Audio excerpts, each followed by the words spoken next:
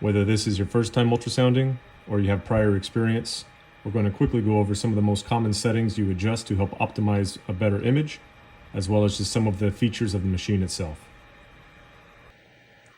The first thing I want to quickly touch base on is the probe itself.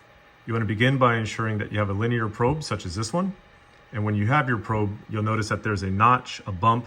Different probes will have different indicators, but that's going to correlate up on the screen right here, which is telling you that that is the portion of the probe that you're actually looking at. Now, the first thing we need to understand before we start making adjustments is that ultrasound is very subjective. Everyone's going to see it different, and so every setting is going to be based off of what you see best, not necessarily a correct type of settings.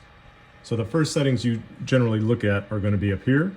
These are your gains, also known as your brightness. So you have your near, your far, and your main. That's going to adjust either the near portion, the far portion, or the entire image if you're doing the main gain. The next setting I like to make sure I'm taking a look at is my frequency. Frequency shown right here on the screen. Your frequency is going to help with the amount of penetration and image quality that you're getting based off of that. I like mine at 7.5, but as we click through, you can see how it adjusts the image. The higher the frequency, the more clear the image is going to be. But again, that's all based off of your own personal perception on the image itself. Another setting I like to adjust is the gamma. The gamma is down here. It's reflected on this image here. What this does is it correlates the brightness of each pixel to be more true to how your eye sees what the camera is picking up. As we click through that, you see the diagram changes and it changes the brightness of each pixel. This is, again, preferential. There is no right or wrong. It's how your eyes best perceive what you're actually looking at. As we're continuing on, the depth is more or less going to be a zoom feature.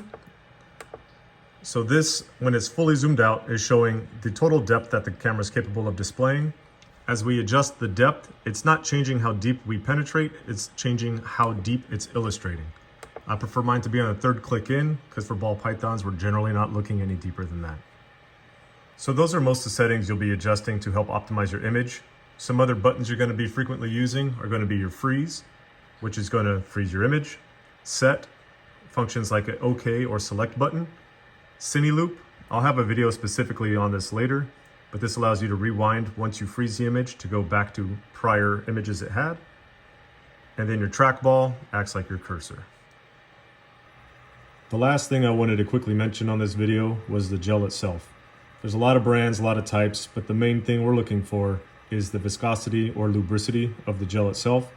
When you're first starting out, a thinner gel, something that's going to help you search for those follicles easier, is probably going to be desired.